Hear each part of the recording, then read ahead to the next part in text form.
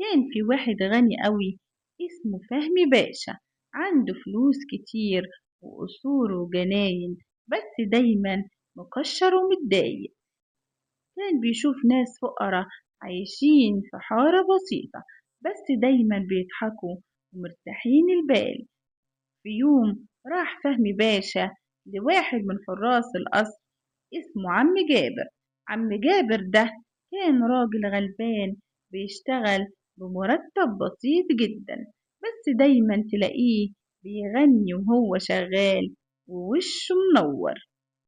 فهمي باشا نادى على عم جابر وقال له: يا جابر، أنا عندي كل حاجة ومع ذلك حاسس إني بائس، وإنت يا راجل يا غلبان عندك فلوس قليلة بس دايما مبسوط وراضي. ايه سر سعادتك ده؟ انا عايز اكون زيك. عم جابر بص للباشا بتواضع وقال له: يا باشا، السعادة دي مش بتتشري بفلوس، هي بتيجي بالرضا باللي موجود.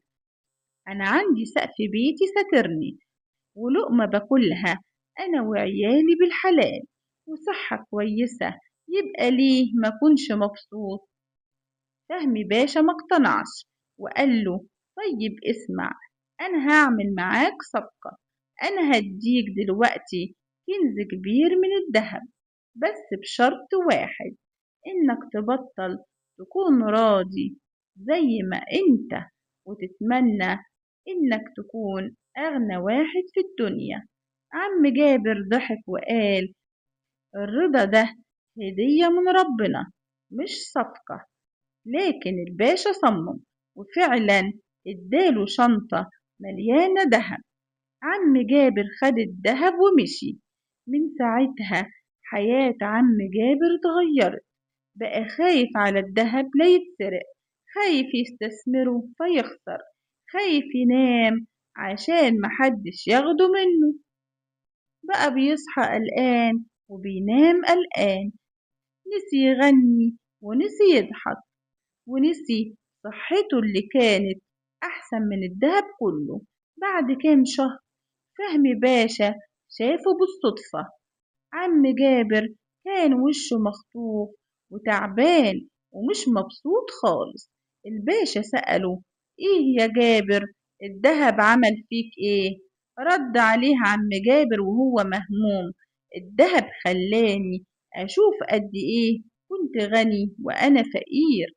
انا دلوقتي عندي فلوس كتير، بس فقدت كل فقدت أهم حاجة كنت بملكها، وهي راحة البال والرضا. راح عم جابر مد الباشا الشنطة تاني وقال له: يا باشا، خد كنزك ده، أنا الرضا بتاعي أهم من كل دهب الدنيا. أنا كده لقيت باب رزق تاني أحسن من أي فلوس، وهو القناعة. نتعلم من قصتنا إن السعادة مش في كتر الفلوس، لكن في الرضا بالحال. لما بنقارن حياتنا بحياة غيرنا دايما هنشوف الناقص، مش هنشوف اللي عندنا، وده بيقتل أي راحة بال. القناعة هي الغنى اللي مش بيخلص أبدا. أتمنى القصة دي تكون لمست قلبك.